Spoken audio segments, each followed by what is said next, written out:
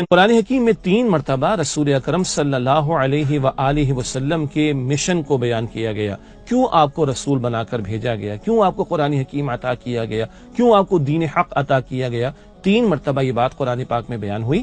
سورہ توبہ کی آیت نمبر 33 میں, سورہ فتح کی آیت نمبر 28 میں اور سورہ صف کی آیت نمبر 9 میں الفاظ آئے ہیں هو الذی ارسل رسولہ بالہدی ودین الحق لیظہرہ علی الدین کلہ.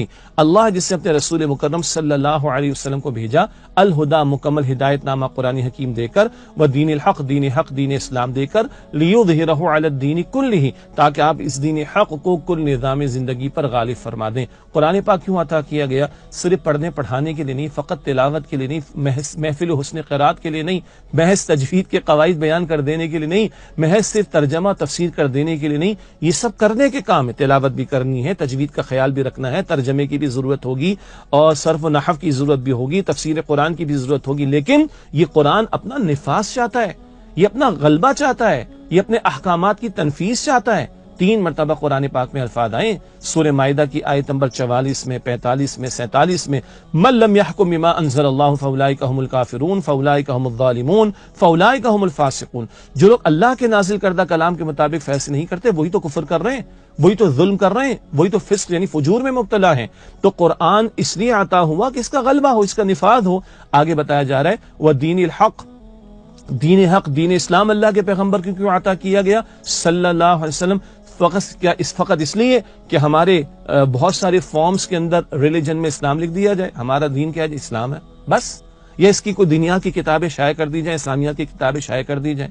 کچھ حضرات جو چند برس لگا کر اللہ کے دین کا باقاعدہ علم حاصل کر لیں, بس اس لیے دین حق عطا ہوا؟ نہیں, یہ سب بھی ضروری ہے. اسلامیات کی کتابیں بھی شائع ہوں گی, صرف و نحو کی, تفسیر کی, فقہ کی, حدیث کی کتابیں بھی شائع ہوں گی, اور اہل علم جو ہے وہ دین کا علم بھی حاصل کریں گے. مگر اس سب کا نتیجہ پڑھنا پڑھانا فقط نہیں, اس کا نفاذ ہونا چاہیے, اللہ کا دین غالب ہونا چاہیے. تو بتایا جا رہا ہے ان 3 مقامات پر. سورہ فتح کی آیت 28 میں نے شروع میں تلاوت کی تھی, هو الذی ارسل رسولہ بالہدی ودین الحق لیظہرہ علی الدین کلہ. اللہ نے اپنے رسول کو بھیجا صلی اللہ علیہ وسلم الہدا مکمل ہدایت نامہ دے کر, ودین حق دین اسلام دے کر, لیظہرہ علی الدین کلہ تاکہ آپ صلی اللہ علیہ وسلم اس دین حق کو کل نظام زندگی پر غالب فرما دیں. آج یہ تصور ہمارے ذہنوں سے محو ہو گیا. کوئی بس داڑھی کو رکھ کر, خوشبو لگا کر, مسواک کر کے, سرما لگا کر, ٹوپی سر پہ رکھ کر, اور مرد ہے تو ٹخنوں کو کھلا رکھ کر سمجھتا ہے کہ سنت کے تقاضے پورے ہو گئے. یہ سب سنت کے آداب ہیں, ہم سب کو اس کا خیال رکھنا چاہیے, اس کی پاسداری کرنی چاہیے. مگر طائف میں جانا بھی تو سنت ہے, ہجرت کرنا بھی تو سنت کا معاملہ ہے. اور احد کے میدان میں خون بہ رہا ہے, طائف کی گلیوں میں خون بہ رہا ہے, بدر کے میدان میں آپ کھڑے ہیں صلی اللہ علیہ وسلم, احزاب کے موقع پر پیٹ پر پتھر بندھے ہوئے ہیں, اپنے 70 صحابہ کی جانیں احد کے میدان میں اللہ کے پیغمبر علیہ السلام پیش کر رہے ہیں, 259 صحابہ کی جانوں کے نذرانے آپ نے پیش کیے. یہ سب کچھ کیوں تھا؟ یہ اس لیے تھا کہ لیظہرہ علی الدین کلہ تاکہ آج اس دین حق کو کل نظام زندگی پر غالب فرما دیں.